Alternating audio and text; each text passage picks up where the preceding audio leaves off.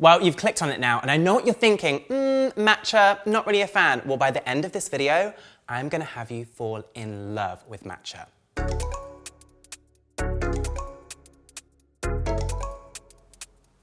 Hi guys, welcome back to the Cupcake Gemma channel. I'm Dane, and today I'm going to be sharing a recipe with you for white chocolate and matcha raspberry cupcakes. This is a white chocolate mud cake sponge. It's filled with a homemade tart raspberry goo.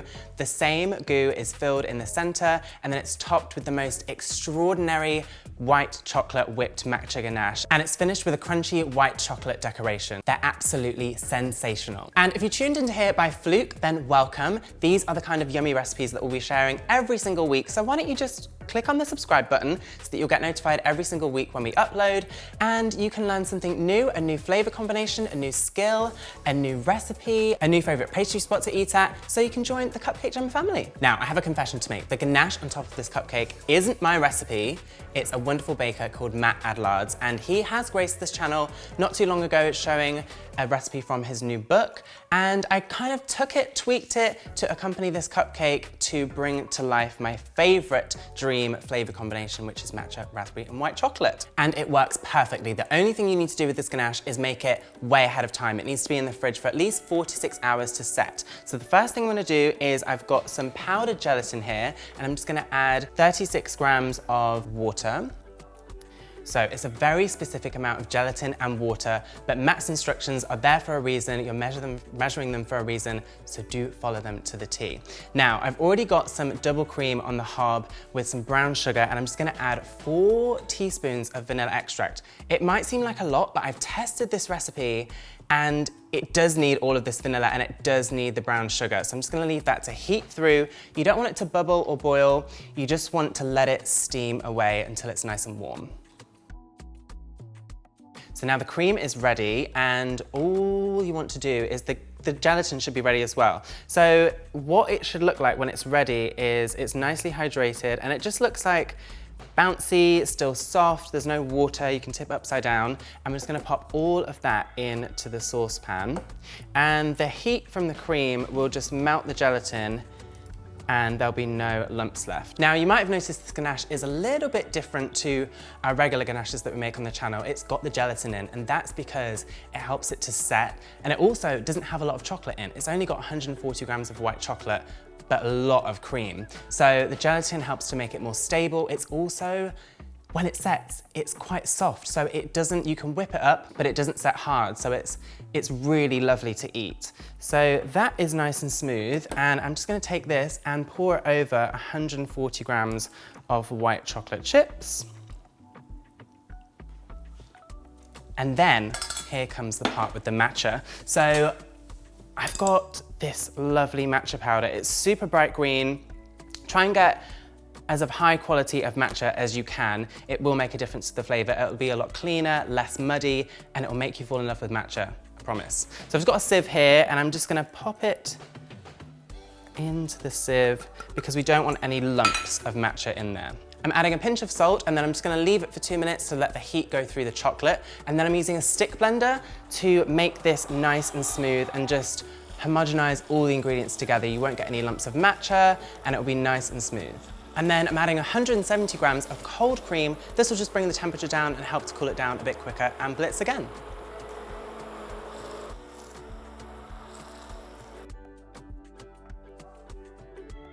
This mixture is nice and smooth now, so it's ready to pour into a shallow tin. If you keep it in the bowl to set, it will just take longer in the fridge, so you want to try and minimize that setting time as much as possible. All of this out, and then you just want to put some cling film on top and just set it in the fridge for about 4 to 6 hours. It will take around that time, and you'll know when it's set, when it's not liquid anymore, and you can push your finger in it, and it's quite like spongy and not firm, soft. I'm gonna make the raspberry element of the cupcake, and that is in the form of raspberry goo. Now, if you're new here, this is our jam, our coulis, our sauce, if you will. It's really easy to make and very versatile. All you're gonna do is take 400 grams of frozen raspberries or fresh raspberries and pop them in a saucepan with 125 grams of caster sugar. Leave it on the hob on a medium heat to do its thing. The fruit is gonna break down and marry that sugar and just make a beautiful, hot, steamy fruit sauce. And when it's been on the hob for about 15 minutes, it should look just like this. Thicken slightly, still runny, pass it through a sieve, and then discard all of the seeds and leave it to cool.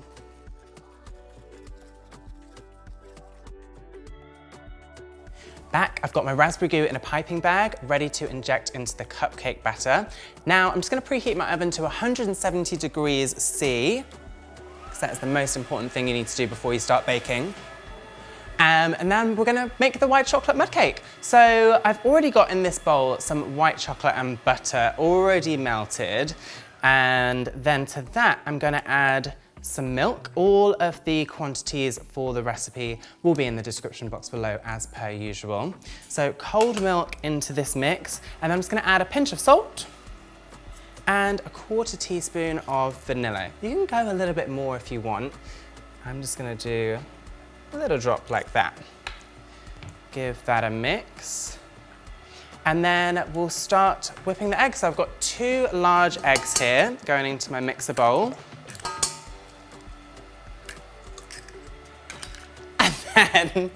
And yes, then it can go to a close-up from here because I just stopped, so yes.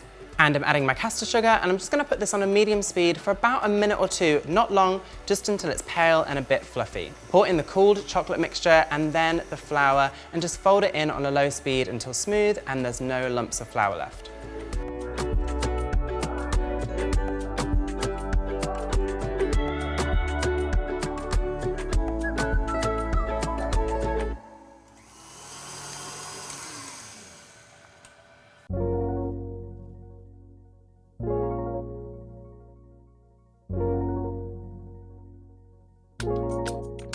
I've got my mixture in a piping bag. I just find it easier to pipe. I feel like I have a lot more control, but you can easily just put this into a jug and pour it and use a spoon to kind of edge it out to get more control to put it in the case. So we're just gonna snip the top of this and then fill them about 3/4 full.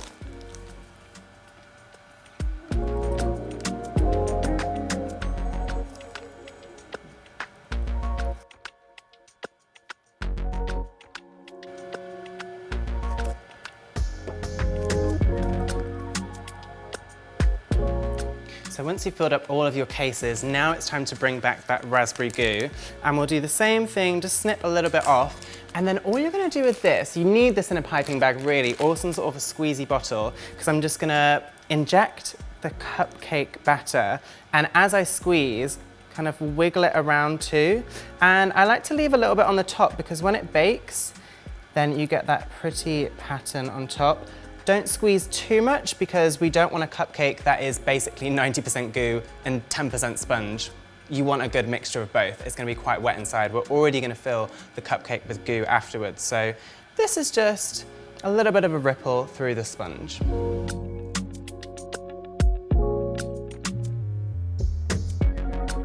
And then I'm just gonna bake them for around 18 to 20 minutes or until you push your finger on the cupcake and it springs back.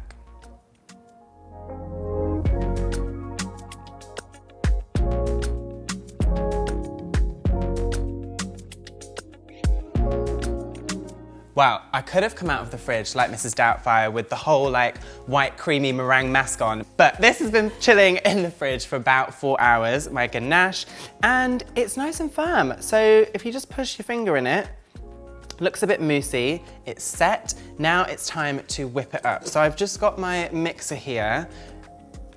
Look, scoopable, and when you scoop it from there, it's so smooth, and that's what it's gonna be like when we pipe it. So I'll pop this all into the mixer fitted with a whisk attachment, and this is quite temperamental, the white chocolate ganache.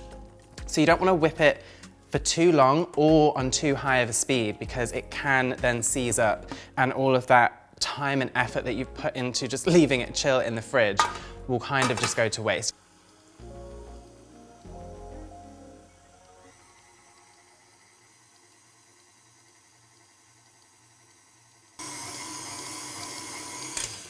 Done. Not quite.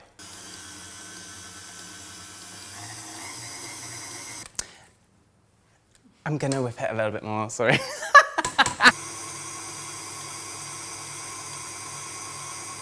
that is ready. It's a lot stiffer and it's holding on the spatula like so, like this. You don't want it to kind of droop off. If you bounce it, it's staying, right?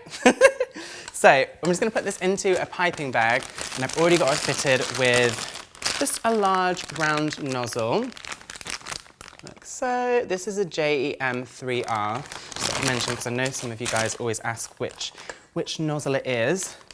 Pop this all in. And what is the texture like? It's almost like a really thick Greek yogurt, almost. There we go, something to compare it to. But you can see it there in the piping bag. We'll just squeeze out any of these air bubbles, and that is ready to go. So we've got our cupcakes, they are also cooled, and I've got my Cora, my goo, and then these little decorations. So I just made these by melting 250 grams of white chocolate and then adding in 125 grams of chopped white chocolate. And I stirred this through vigorously. This will temper the chocolate and ensure it sets with a snap. I mixed about 1 teaspoon of matcha powder through the chocolate and then added 70 grams of malted milk biscuits. Now I chopped these up with a knife into small chunks and I sieved them just to get rid of any of the dusty crumbs. And I stirred these through, poured it onto a flat baking tray lined with a silicone mat or greaseproof paper, and then flattened it out as much as possible. I put this in the fridge for about 5 minutes and then cut out small circles using a cookie cutter.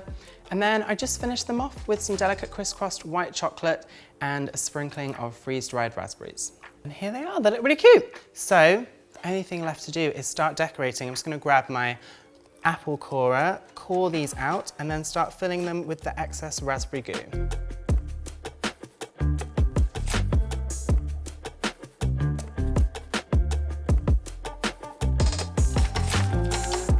And then we'll just get to piping. I'm just gonna do just a plump round blob on top of the cupcakes. Nice and classic, nothing too special.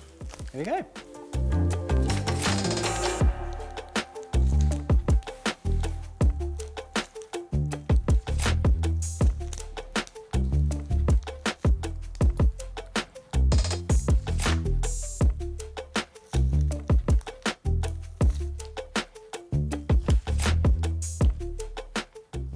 Perfect. And then the last thing to do is just adorn them with these chocolate decorations.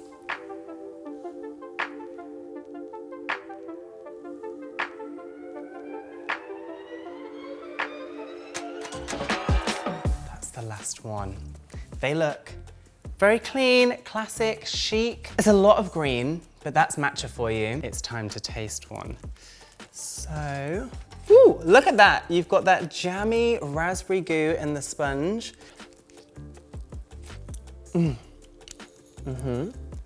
It's packed full of a river of raspberry goo that's really nice and tart. That ganache on top is so soft. It's incredible. And I've been wanting to try to get matcha in a cupcake for so long with a little bit less vanilla, but it definitely needs that sugar and vanilla to kind of eradicate that grassy, muddy flavor that's often associated with just plain, straight up matcha. I told you that you would fall in love with these by the end of the video, and I hope that you have with just that description alone. This is absolutely sensational. Let me just, because we tempered that chocolate. You've got the snap from the biscuits. I wanted to get a little bit of crunch in there because the icing is so soft. The sponge is really fluffy and soft. And we definitely did it. I think we killed this. So I hope after watching this video, I've convinced you enough to like matcha, give it a go at least. And if you do bake along with us, don't forget to share your photos and videos with us over on Instagram using @CupcakeGemma, #CupcakeGemma, and also @DanePemberton, because I love to see what you guys are baking. And also, if you're not subscribed already to our Bake Club, it's exclusive over on patreon.com/CupcakeGemma. There's also a new tier on there. It's Cookie Club. Who doesn't want free cookies every month? Exactly, right? So you get all the benefits of the regular Bake Club things, like you get the PDFs, you get the behind the scenes, you get exclusive early uploads of the videos every single week, plus you basically get free cookies. Girl math, make sure you hit the link in the description box below to sign up to that. And also, we've just started doing live bake-alongs.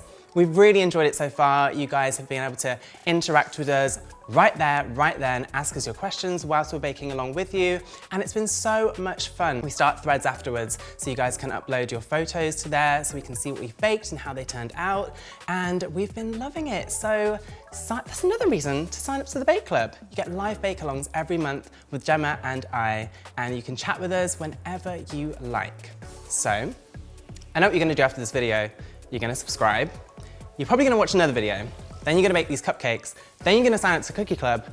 And also, I want you to text a friend, share the link to this video, whether they like Matcha or not, ask them the question, tell them to watch the video, and promise me you'll do that, because a promise between friends means having to never give a reason. Okay. Goodbye. Insane.